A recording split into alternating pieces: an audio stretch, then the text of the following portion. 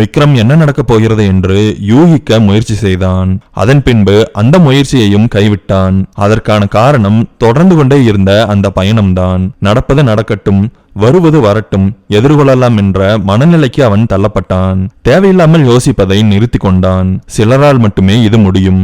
கண்களை மூடினான். தான் இருக்கும் சூழ்நிலையை மறந்து போனான். அயர்ந்து தூங்கினான். வேன் ஒரு குழுக்களுடன் நின்றது. சார் சார் எந்திரிங்க. பவ்யமாக ஒரு கான்ஸ்டபிள் விக்ரமை எழுப்பினார். வரம் போங்க, மிரட்டலான குரலில் சொல்லிவிட்டு எழுந்து நின்றான். அவனுடைய உயரத்திற்கு அந்த வேன் சிறியதாகவே இருந்தது. அழகாக வேனை விட்டு கீழே இறங்கினான். அந்த சூழ்நிலையை பார்த்து ஆச்சரியமடைந்தான். அவனை சுற்றி ஒரு 100 போலீஸ்காரர்களாவது நின்று கொண்டிருப்பார்கள். எதுக்காக இவ்வளவு போலீஸ், அதுவும் இந்த நைட் டைம்ல? நின்று கொண்டிருந்த போலீஸை தாண்டியும் தன்னுடைய பார்வையை சுழல விட்டான். அதற்குள் அவனுடைய தோள்பட்டையை அழுத்தியது ஒரு கை. உங்களுக்கு கதை கேட்கறதுன்னா ரொம்ப பிடிக்கும்னா அஸ்வின் தமிழ் நாவல்ஸை சப்ஸ்கிரைப் பண்ணிருங்க.